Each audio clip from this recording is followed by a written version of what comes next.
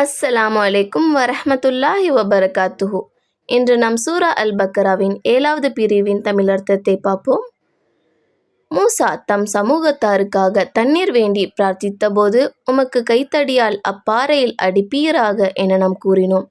அதிலிருந்து 12 நீர் ஊற்றுகள் பொங்கி எழுந்தன.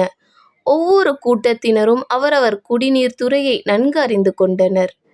அல்லாஹ் அருளிய ஆகாரத்திலிருந்து உண்ணுங்கள், பருகுங்கள், பூமியில் குழப்பம் செய்து கொண்டு திரியாதீர்கள் என நாம் கூறினோம் என்பதையும் நினைவு கூறுங்கள்.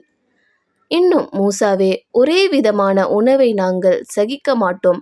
ஆதலால் பூமி விளைவிக்கும் அதன் கீரைகளையும், அதன் வெள்ளரிக்காயையும், அதன் கோதுமையையும், அதன் பருப்பையும், அதன் வெங்காயத்தையும் எங்களுக்கு வெளிப்படுத்தி தருமாறு உன் இறைவனிடம் எங்களுக்காக கேளு என்று நீங்கள் கூற, நல்லதாக எது இருக்கிறதோ அதற்கு பதிலாக மிக தாழ்வானதை நீங்கள் மாற்றிக்கொள்ள நாடுகிறீர்களா?